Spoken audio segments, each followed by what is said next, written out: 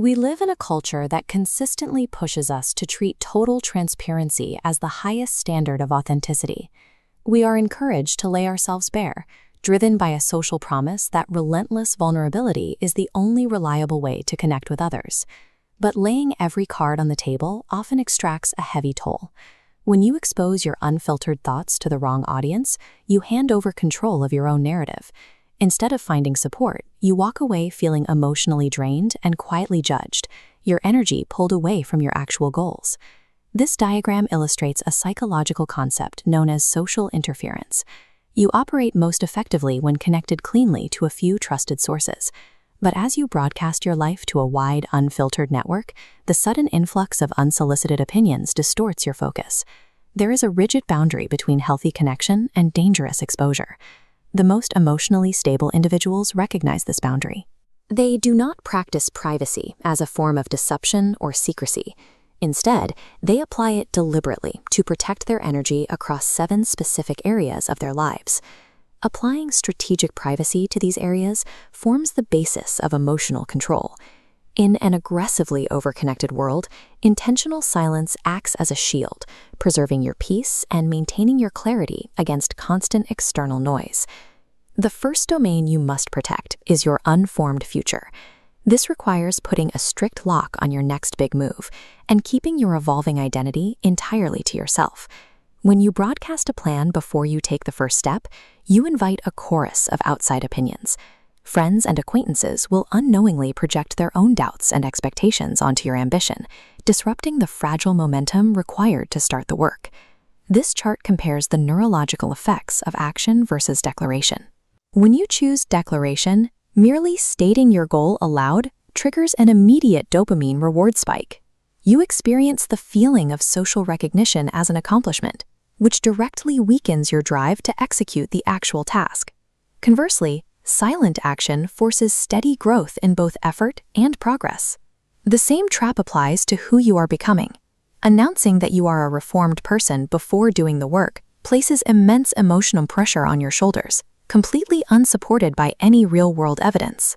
Lasting identity is forged through silent execution. You build the habits, you put in the time, and you allow the final results to speak for you long after the actual transformation is complete.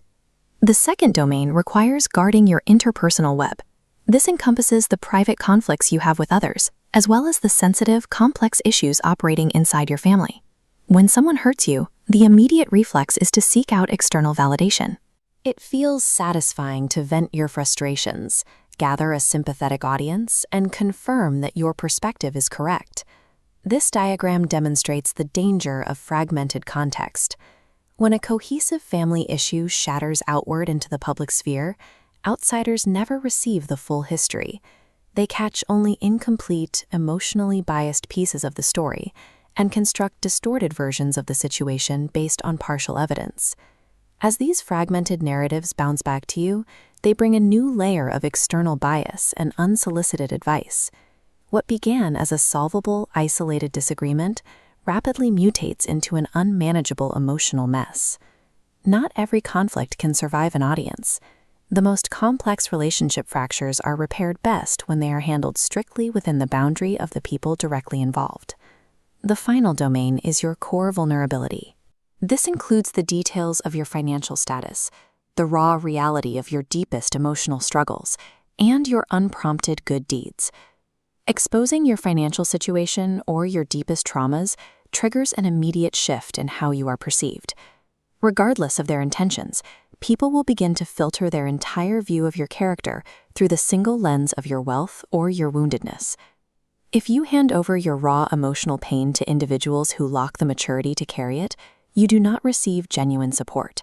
Instead, you feed idle curiosity, which inevitably turns your private struggle into public gossip. A parallel danger exists when you broadcast your generosity.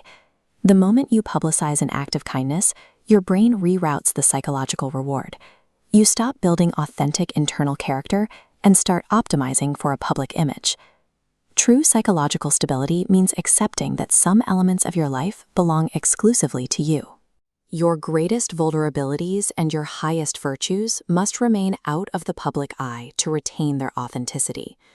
By carefully guarding your unformed future, your interpersonal conflicts, and your core vulnerabilities, you construct a shield against external bias and unwanted narrative control.